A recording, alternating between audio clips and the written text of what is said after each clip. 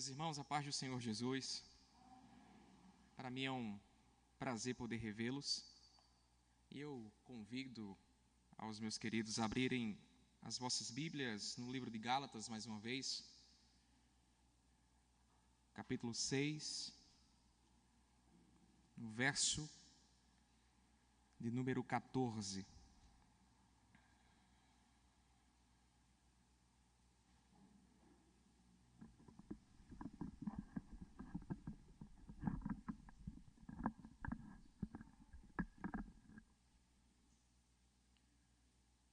Livro dos Gálatas, capítulo 6. Estaremos lendo apenas o verso número 14.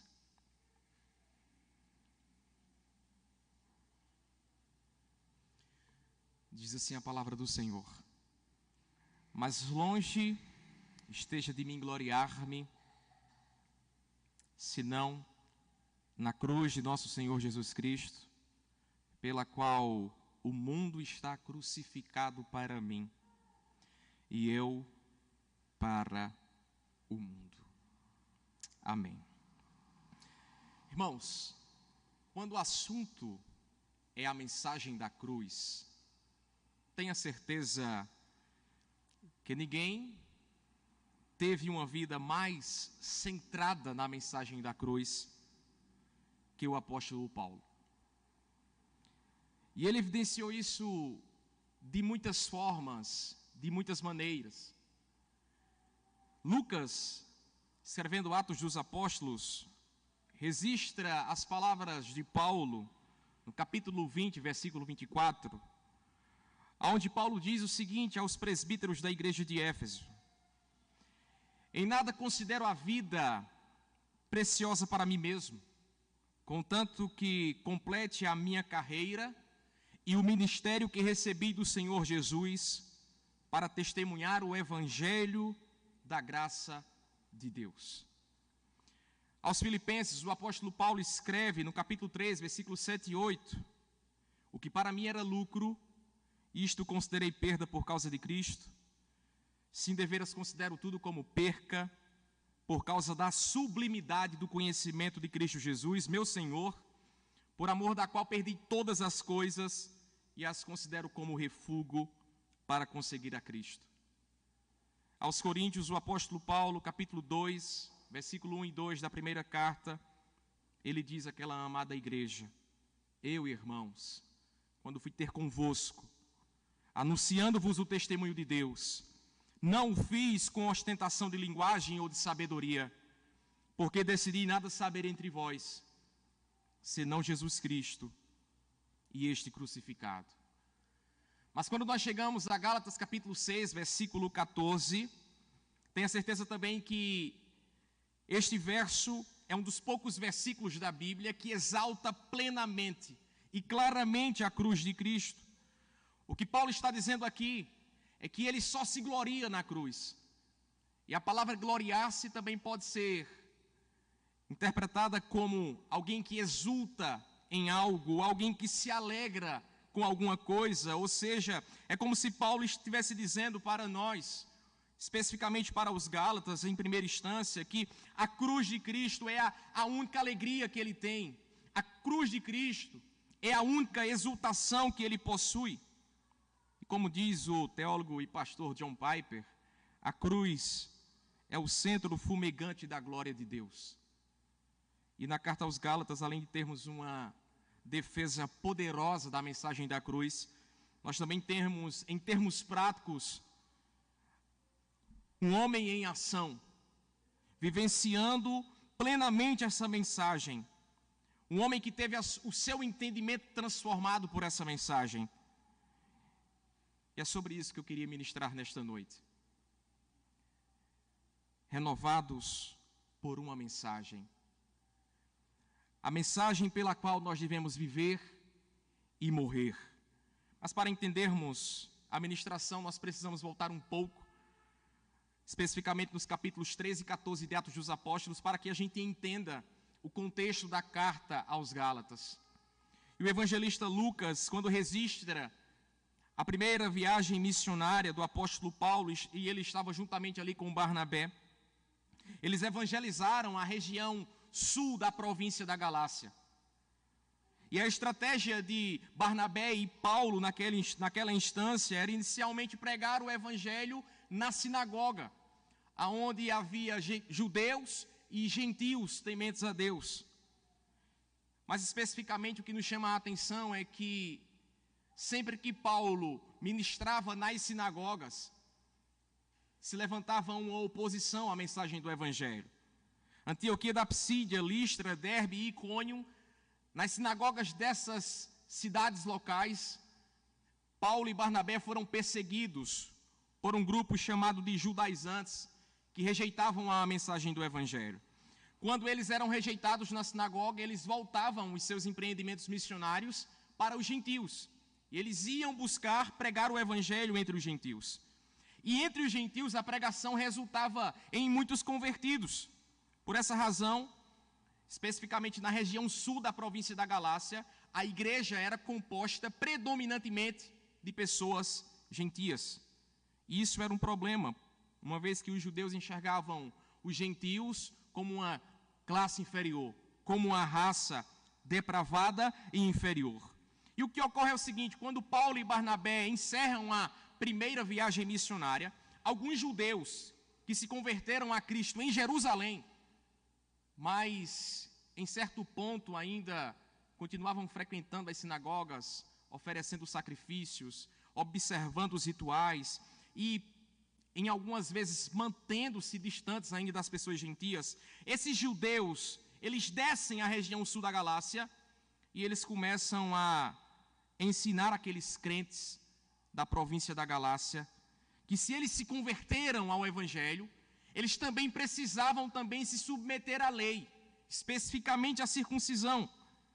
E isso gerou uma grande controvérsia, uma grande polêmica, que resultou no concílio, registrado lá em Atos capítulo 15, na cidade de Jerusalém. Porém, após o encerramento da primeira viagem missionária, e momentos antes desse concílio acontecer em Jerusalém, exatamente no momento em que o apóstolo Paulo toma ciência do que está acontecendo com os irmãos na província da Galácia, ele escreve essa carta aos Gálatas. Sem perca de tempo, ele tem alguns propósitos a trazer para aquelas igrejas da região sul. O primeiro propósito da carta aos Gálatas, a grosso modo, é defender o seu apostolado. E ele defende o seu apostolado. Em segundo lugar, um outro propósito que nós vemos nessa carta é que Paulo, além de defender o seu apostolado, ele denuncia os falsos mestres. Mas também Paulo mostra a sua indignação de ver aquela igreja, outrora tão fiel ao evangelho, tão fiel à mensagem da cruz, mas agora estavam se desviando para um falso evangelho, porque estavam cedendo às pressões dos judaizantes. Mas em quarto lugar, Paulo explica nessa carta que a salvação de um crente é tão somente por meio da fé em Cristo Jesus. E em último lugar, Paulo mostra como é a vida prática de um cristão. E tem um propósito específico em mostrar nessa carta como é que um cristão deve viver a sua vida comum. Então, queridos, a carta aos Gálatas nos ensina como um todo que nenhum esforço humano pode aperfeiçoar aquilo que Cristo já fez por nós na cruz. Nenhum esforço humano pode mudar aquilo que Cristo fez por nós na cruz. Nada pode aperfeiçoar o que já foi feito. E eu queria gastar tempo com os irmãos, caminhando nesta carta e pregando brevemente sobre o que é ter uma mente renovada pela mensagem da cruz. É sobre essa mensagem que nós devemos pensar, a mensagem da cruz. Em primeiro lugar, a mensagem da cruz, ela é divina. Ela é divina. O apóstolo Paulo afirma que recebeu essa mensagem do Evangelho por meio de uma revelação direta de Jesus Cristo. Veja comigo, volte ao capítulo 1. Capítulo 1, versículo 11 e o versículo 12 da carta aos Gálatas. O apóstolo Paulo diz: faço-vos, porém, saber, irmãos, que o evangelho por mim anunciado não é segundo o homem, porque eu não recebi, nem aprendi de homem algum, mas mediante revelação de Jesus Cristo. Então, Paulo destaca aqui que esse evangelho não é meramente humano. E ele discorre em todo o capítulo 1 até meados do capítulo 2, versículo 21, que essa mensagem ele não aprendeu quando ele era quando fazia parte do judaísmo. Essa mensagem ela veio do céu. O evangelho é uma mensagem divina. Segundo lugar, Paulo diz que os próprios líderes da igreja de Jerusalém, especificamente Pedro, Tiago e João, e esse Tiago não era o apóstolo, mas o meio-irmão do Senhor, porque o apóstolo nesse período já havia sido decapitado, mas Pedro, Tiago e João eram colunas em Jerusalém. E Paulo diz, olha, está vendo as colunas de Jerusalém? Eles testificam da minha mensagem. Veja comigo, Gálatas capítulo 2, versículo 9. Gálatas 2, 9. E quando conheceram a graça que me foi dada, Tiago, Cefas, que é Pedro, e João, que eram reputados colunas, me estenderam a mim e a Barnabé a destra da comunhão, a fim de que nós fôssemos para os gentios e eles para a circuncisão. Então, testemunho dessas colunas de Jerusalém, na mensagem de Paulo, fortalecia o ministério do apóstolo Paulo. Mas em terceiro lugar, essa mensagem que Paulo anunciava era tão importante para ele, era tão importante para a vida dele, que ele, em defesa dessa mensagem, corajosamente repreende ao apóstolo Pedro, que era uma das colunas de Jerusalém. E ele repreende o apóstolo Pedro porque Pedro cedeu às pressões dos judaizantes em Antioquia da Síria. Veja, Gálatas capítulo 2, versículo 11. Quando, porém, Cefas veio a Antioquia, resisti-lhe face a face, porque se tornara repreensível. Vamos para o versículo 14, quando diz, olha, quando porém vi que não procediam corretamente segundo a verdade do evangelho, disse a Cefas, na presença de todos, se sendo tu judeu, vives como gentil e não como judeu, por que obrigas os gentios a viverem como judeus? Paulo está repreendendo uma das colunas da igreja primitiva. Por que Paulo está fazendo isso? Porque ele era convicto da mensagem que pregava. Ele sabia que a mensagem que ele pregava era importante e não poderia ser alterada. Então Paulo, ele estava convencido e convicto de que a mensagem não tem necessidade de acréscimos, ou aperfeiçoamento, ou de requisitos prévios. Especificamente, ele estava combatendo o legalismo, que colocava a lei acima do próprio Deus que a deu. Para os judaizantes, os gentios tinham que crer em Cristo e se circuncidar. Tinha que crer em Cristo e observar os rituais. Mas Paulo está dizendo que Cristo é suficiente. Somente a graça de Deus é suficiente. É como se Paulo dissesse assim, olha, se a mensagem é divina, se ela veio de Deus, nenhum homem pode alterar essa mensagem. Ninguém tem autoridade, senão o próprio Deus que a deu. Ninguém pode acrescentar a mensagem do Evangelho. Se a mensagem do Evangelho ressalta aquilo que Deus fez por nós para nos salvar e não o que nós fazemos para ser salvo, ninguém pode mudar esse percurso. E Paulo chega a dizer que se alguém ousar mudar essa mensagem, que seja um anjo descendo do céu, Paulo diz, seja anátema, seja maldito. Esse era o posicionamento de Paulo. Mas a minha pergunta para você é, qual tem sido o seu posicionamento? Porque esse comportamento legalista, ou esse temperamento, ele se manifesta com outras faces também dentro da igreja cristã. Ela tem outras faces. Por exemplo, às vezes o legalismo se manifesta no nosso serviço a Deus. Quando alguém com menos dons, com menos experiência, com menos capacidade do que nós, recebem cargos nas igrejas. E nós que temos os dons, que somos capacitados, somos ignorados. Se alguém receber um cargo com menos experiência e menos dons, menos capacidade, e isso incomodar o seu coração, se isso incomoda você, você pode até dizer para mim que não está tomado por um sentimento legalista. Mas no fundo você pensa ainda que a graça de Deus sempre deve agir segundo com base no mérito pessoal que você tem. Talvez você pense que Deus deve agir com base na recompensa, pelo que você faz e por quem você é. Talvez você esteja na cabeça aquela tão bela mensagem de Jesus dizendo assim: quem é fiel no pouco, no muito eu coloco. E aí você começa a trabalhar. E aí quando você espera ser chamado para o cargo, vem um menos capaz, vem um menos experiente para ele. Toda forma de inveja, cobiça do que Deus deu aos outros e não a você, é um mau entendimento da graça de Deus. É uma distorção da graça, porque um coração legalista, ele é incomodado com a graça de Deus. Um coração legalista pensa que Deus trabalha com base no bom desempenho.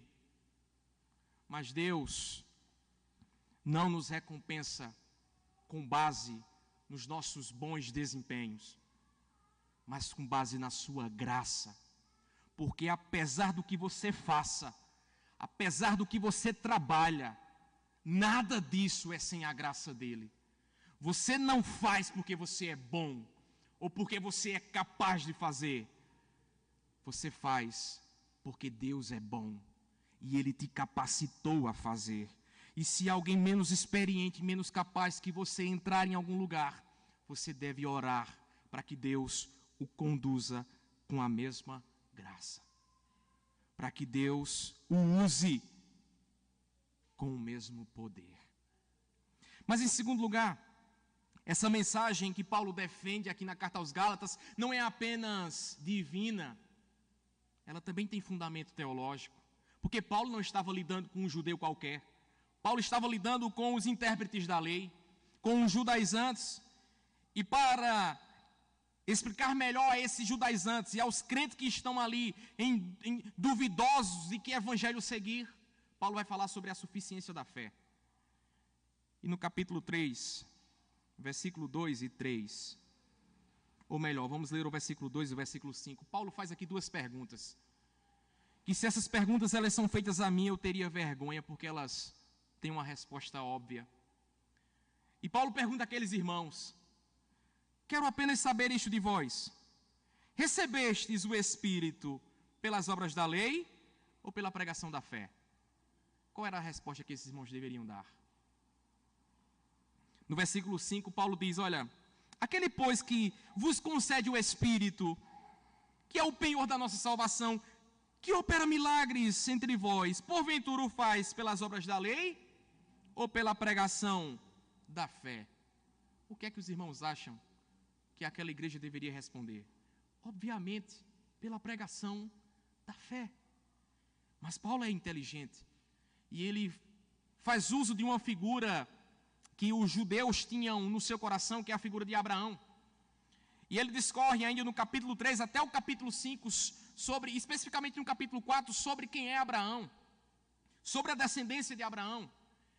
E Paulo vai fazer menção de quê? Abraão, quando foi chamado lá em Gênesis capítulo 12, Deus fez um pacto com ele. Deus disse assim: olha, a partir de ti serão benditas todas as famílias da terra. Gênesis capítulo 12. Êxodo 19 e 20 vem a lei das obras. Mas quando chega a lei, Paulo diz: olha, quando a lei chegou, Deus não anulou o pacto que ele fez com Abraão. E Abraão creu em Deus e aquilo foi lhe imputado como justiça antes das obras da lei. Paulo está fundamentando a mensagem do evangelho para aqueles irmãos. Mas em segundo lugar, Paulo vai falar de que o propósito da lei não era oferecer salvação aos homens. Não era oferecer salvação por mérito humano, mas demonstrar a necessidade que o homem tem da graça de Deus. A necessidade que o homem tem de crer em Cristo. Porque se tem algo que a lei faz contra nós, é nos humilhar. A lei nos humilha. 10 regras que eu e você não conseguimos cumprir à risca. A lei veio para Deus dizer para mim e para você: olha, vocês precisam de um Salvador. Vocês não conseguem sozinhos. E Paulo deixa isso claro para aqueles irmãos. Então, após fundamentar teologicamente a mensagem, Paulo faz um apelo aos Gálatas: olha, confiem somente na graça de Cristo. A mensagem aparentemente é tão simples que as pessoas querem reprovar. Qual é a mensagem? Olhe para a cruz. Deposite a sua fé naquele que derramou o sangue nela por você. Peça perdão pelos seus pecados. E tão somente pedindo perdão pelos teus pecados, a misericórdia vai te alcançar. Aí alguém diz: só isso? Só pedir perdão pelos meus pecados?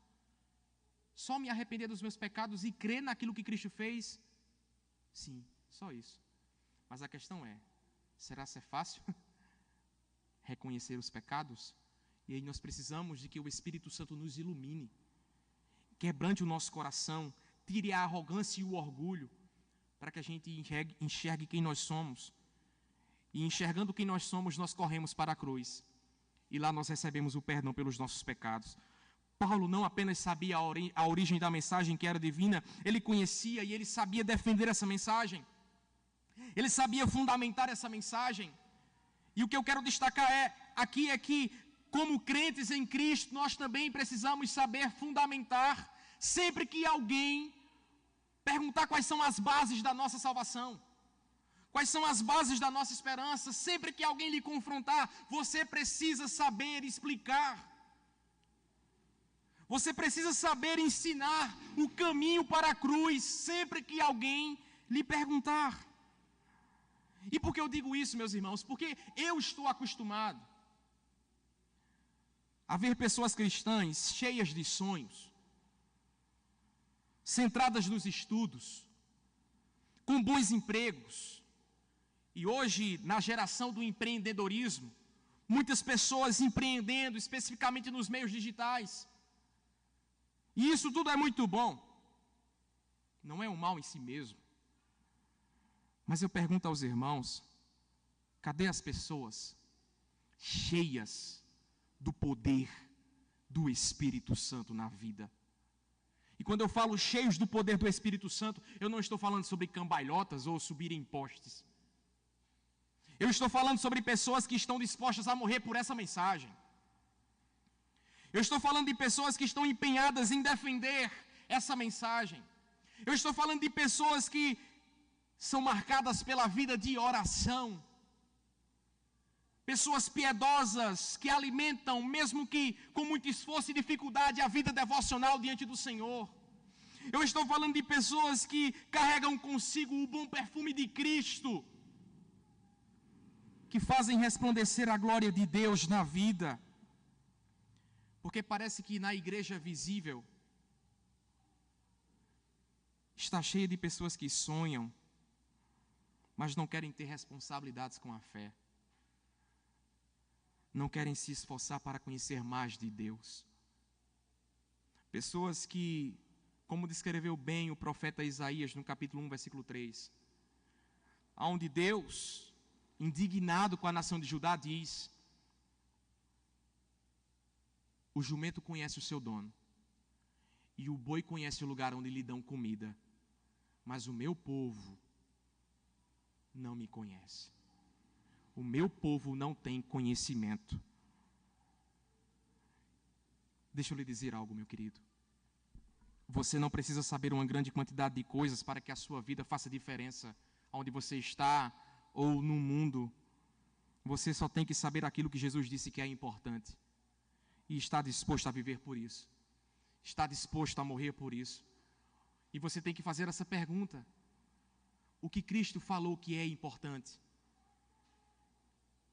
E a resposta é: se Ele disse que se entregar por Ele é importante, se Ele disse que aquele que negar a si mesmo e segui-lo, vai herdar o reino, vai chegar do outro lado.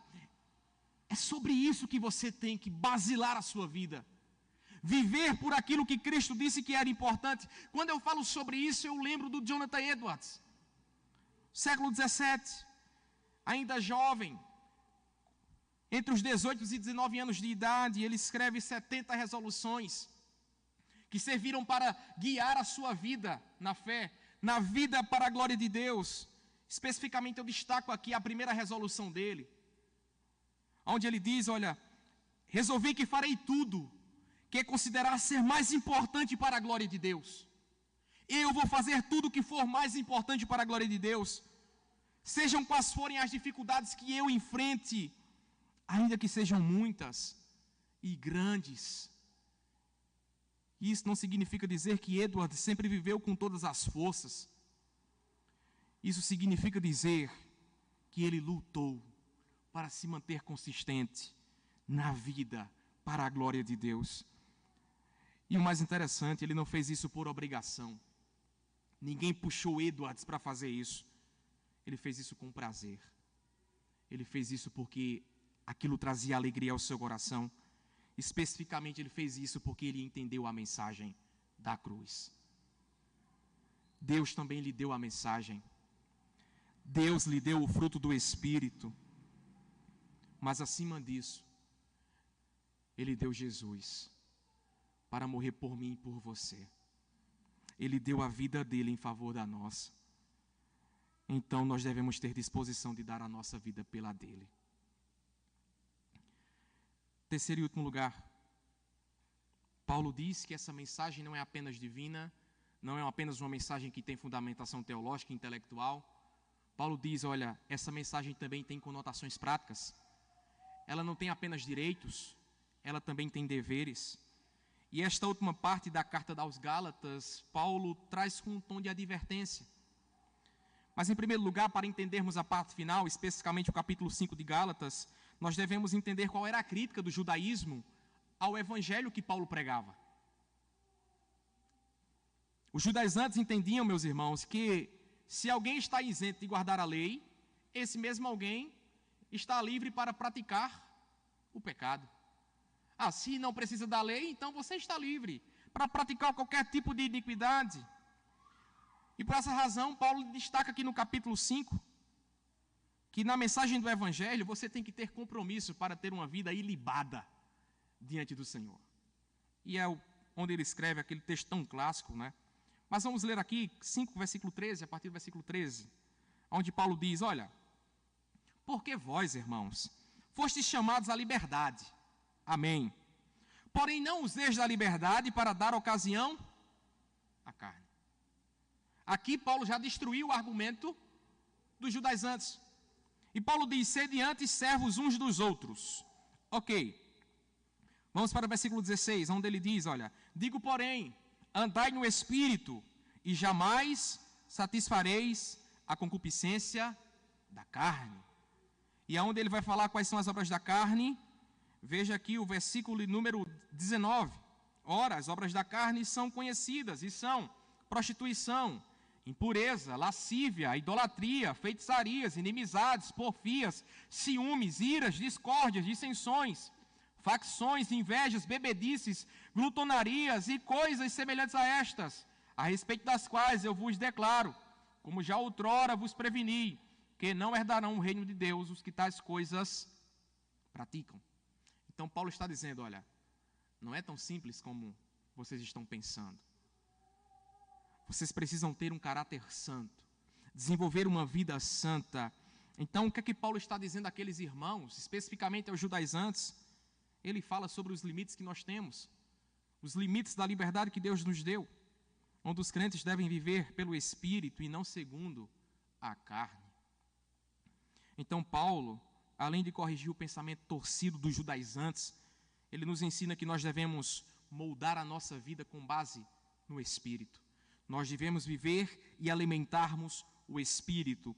E lá no capítulo 6, versículo 10, Paulo vai dizer, ó, por isso, enquanto tivermos a oportunidade, façamos o bem a todos, mas principalmente aos da família da fé. Então Paulo mostra que também há um compromisso para mim e para você, que é cuidar dos nossos semelhantes, dos nossos irmãos.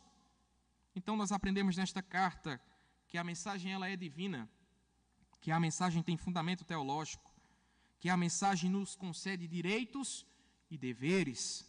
Ela nem é legalista, nem é libertina.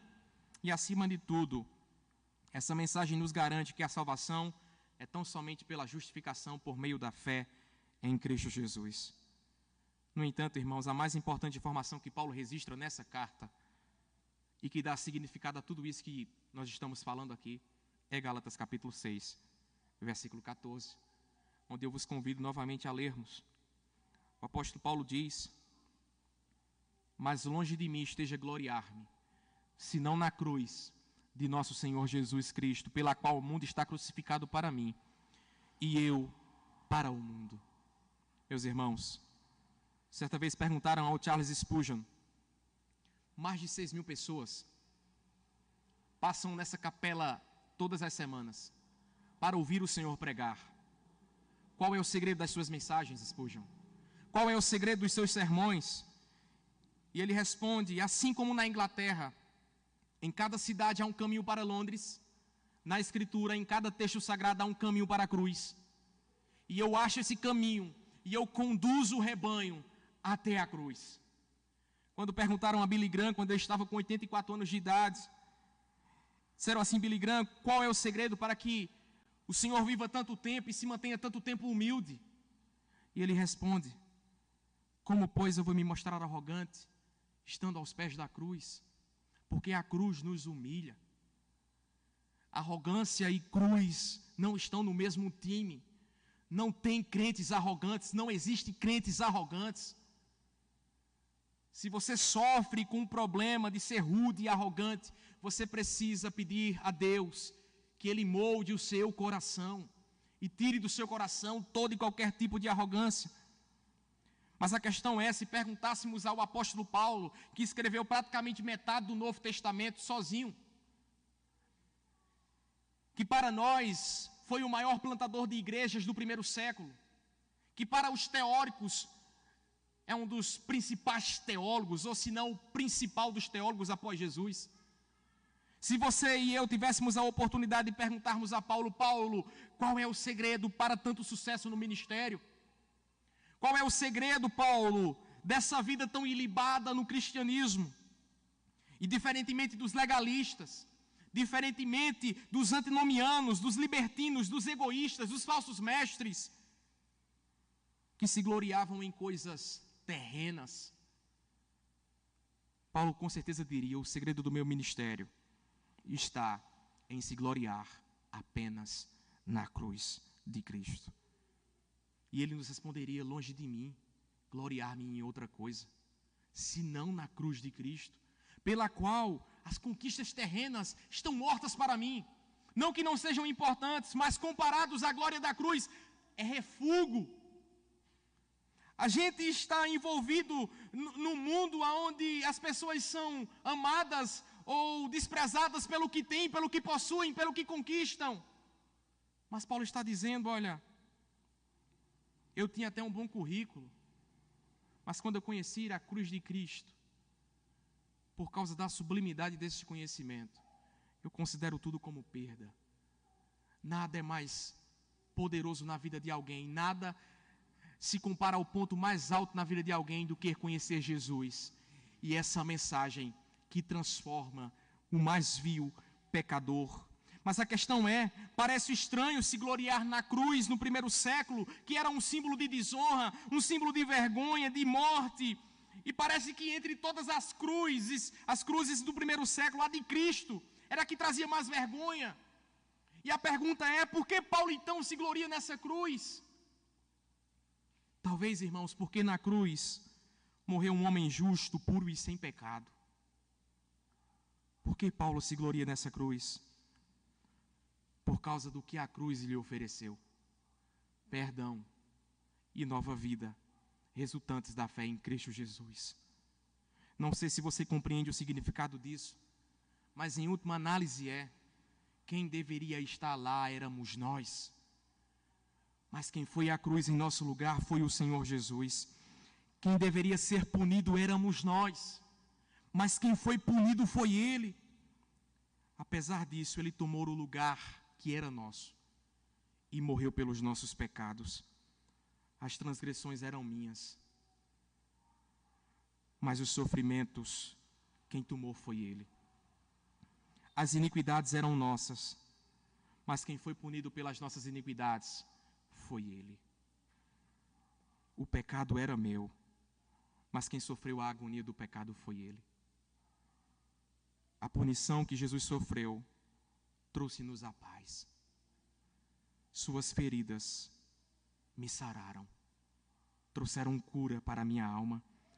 A tristeza momentânea da cruz trouxe para mim e para você eterna alegria no Filho de Deus, porque aquela morte nos trouxe vida e vida em abundância. Talvez agora a gente saiba por que Paulo se gloria tão somente na cruz. E ele mesmo diz, a mensagem da cruz pode ser loucura para quem se perde, mas para nós que estamos aqui, é o poder de Deus para a salvação de todo aquele que nele crê. Não sei quanto a isso, qual será a sua resposta a essa mensagem ao sair dessa igreja, mas a minha já é: sim, eu sempre amarei esta cruz, e o seu triunfo o meu gozo será, pois um dia, em lugar de uma cruz, uma coroa, Jesus nos dará. Que Deus possa aplicar essa palavra ao seu coração. Senhor, nós oramos a Ti. Oramos agradecidos no nome de Jesus. E peço, Senhor Deus, que o Teu Espírito possa, a partir da mensagem da cruz, nos conduzir todos os dias para Ti, para sermos mais parecidos com o Senhor e termos uma vida pautada na Tua justiça, na Tua palavra. Oramos em nome de Jesus. Amém. Que Deus nos abençoe, meus irmãos.